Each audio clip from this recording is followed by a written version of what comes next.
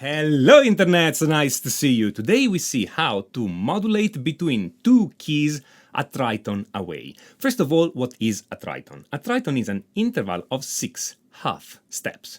Now, if I take two major keys that are a tritone apart or two minor keys that are a tritone apart, I find something very interesting. I find that those keys are maximally distant keys. That is, they are as far apart as two keys can be. What do I mean with that? Well, let's say I'm taking the key of C major with notes C, D, E, F, G, A, B, and then I'm taking the key that is a tritone away. This key a tritone away can be spelled as G flat major or F sharp major. If I spell it as G flat major, I have notes G flat, A flat, B flat, C flat, D flat, E flat, F. Now, some people will not like this C flat, so we can try spelling this as an F sharp major instead. In this case, I have notes F sharp, G sharp, A sharp, B, C sharp, D sharp, E double sharp. So depend which one you find less offensive between C flat and E double sharp, you will have a preference on how to spell this key. In this video, I'm gonna use both names for those keys. Of course, you can notate these however the F triple sharp you want. Let's see now how many notes are in common between the key of C major and the key of G flat major. Well, the F note is in common, and this C flat note is enharmonic to the B note in C major. Of course, the same happens if I'm thinking of F sharp major. The B note is in common, and the E double sharp note is nothing else than enharmonic to an F note. That is to say, those keys have two notes in common and 5 different notes. You can't make two keys any more different than that. The maximum number of different notes between two keys is 5 notes.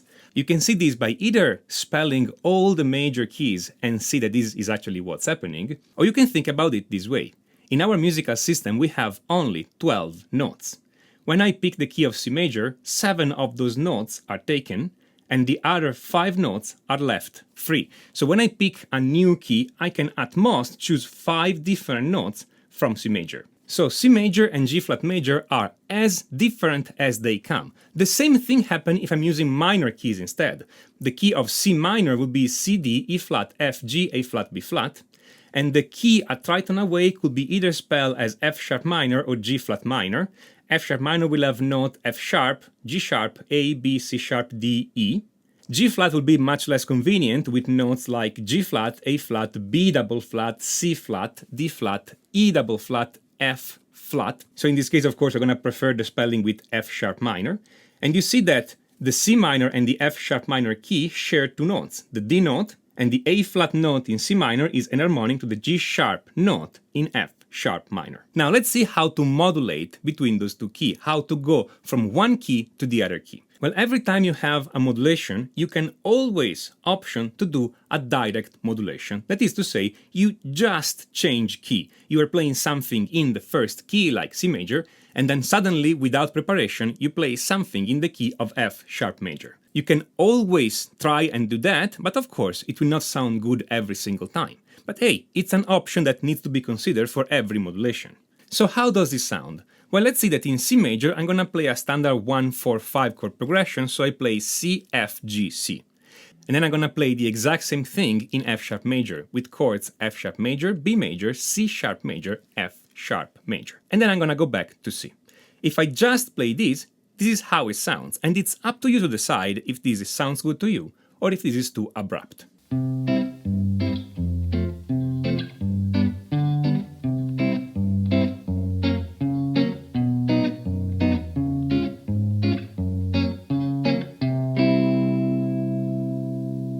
I'm not saying I like or dislike this option particularly, but there may be some places for that in your music. Or there may be not. On the other hand, when we say how to change key, how to modulate, we actually mean something slightly different. We mean how to change key smoothly, so that the transition is not so abrupt and evident. So let's see how to smooth it out. But of course, remember that those two keys are maximally distant, so there may be some bump on the road because those keys, again, are as far as they come from each other. So as a second option here, you can use a tritone substitution. Now, without getting too technical on what a tritone substitution is and how to use it, let's see this. If I take the fifth chord in C major, this chord is G7. The notes in G7 are G, B, D, F. If I take the fifth chord in G flat major, this chord is D flat 7. The notes in this chord are D flat, F, A flat, C flat. As you can see, those chords share two notes. The F is the 7th in G7 and the 3rd in D flat 7, and the 3rd in G7B, it's enharmonic to the 7th in D flat, which is C flat. Not only those two notes are common in between the chords, but those are also the notes that give the actual sound to the G7 and D flat 7 chord. Those are the 3rd and the 7th, and it's the interaction between those two notes that gives those chords their dominant sound. Which means that I can try and substitute G7 for D flat 7 and vice versa, meaning that either one of those chords can work like the other chord in a chord progression. So what can I do with that? Well, I can still play my 1-4-5 in C major, C, F, G7. I'm gonna play this twice, and then after this, I'm gonna move to 1-4-5 in G flat major, G flat, C flat, D flat 7. The last chord that I'm playing in C major is this G7, but G7 can work like a D flat 7, so this transition G7 to G flat should sound a bit smoother than just an abrupt modulation. Now, I'm gonna play this first using only plain triads for C and F, and only a plain G7 chord for G7. And this will sound in a specific way. And then I'm gonna play everything adding sevenths to all the chords and altering the G7, and this is gonna sound different. As usual, up to you which sounds you like best. So here it is only with triads.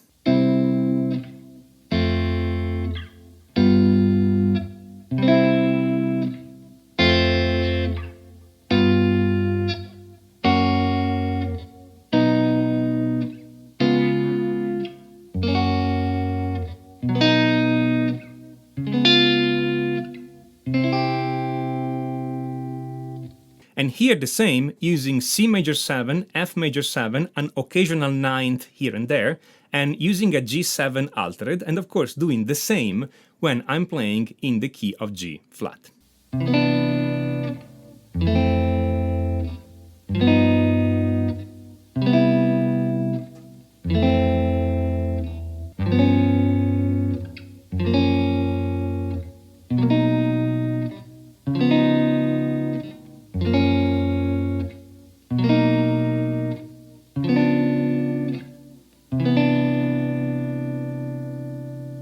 Option number 3 is to bridge those two keys using a diminished 7th chord. I've already made a video about how to use diminished 7th chord to modulate, so if you want to click on the link on the top right, you're going to see exactly how it's done. Here I'm just presenting the chord progression and I'm just playing. All the technical details are in the other video. So in this case, I will just play the same chord progression, C, F, G7, and then put a B diminished chord to bridge in between those two keys. Then I'm gonna play the same chord progression in G flat, C flat, D flat 7, put another B diminished chord to bridge back to C, and play the final C chord.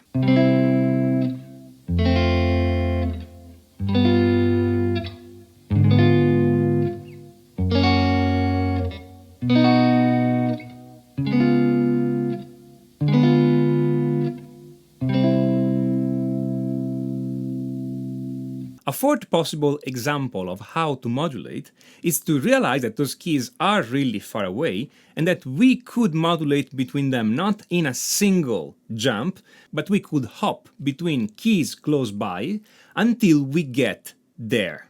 There are of course several ways to do this. Here we see a couple.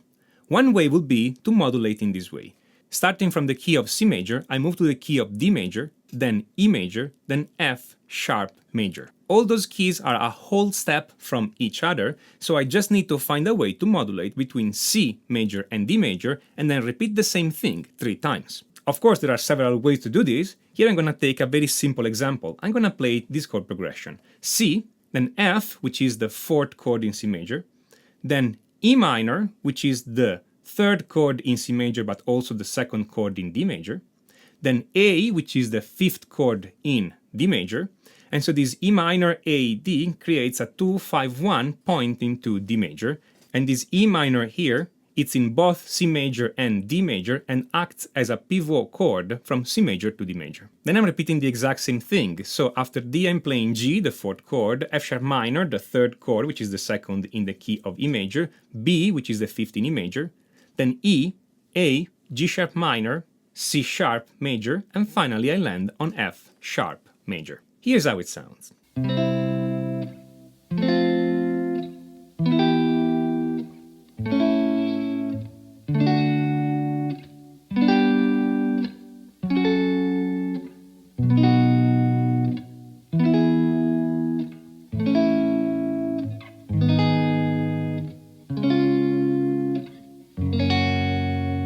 Another possible strategy is to move this way. From the key of C major, I move to the key of E flat major, and from the key of E flat major, I move to the key of G flat major. Now, those keys are all 3 half steps apart. Not only that, but the key of E flat, for instance, it's enharmonic to the key of C minor, which makes it easier to modulate between C and E flat because it's very similar to modulate from C to C minor. In the same way, G flat is enharmonic to the key of E flat minor. So one possible way to modulate is this. I'm going to play the C major chord, then I'm going to play the F major chord, the 4th in C major, then I'm going to play the B flat 7th chord, which is both a chord borrowed from the key of C minor and the 5th chord in the key of E flat. And then I'm going to play the E flat chord. I'm going to do the same from E flat to G flat, so I'm going to play E flat, A flat, which is the 4th chord, D flat 7, which is borrowed from the key of E flat minor, but it's also the 5th chord in G flat, and then the G flat chord. Here's how it sounds.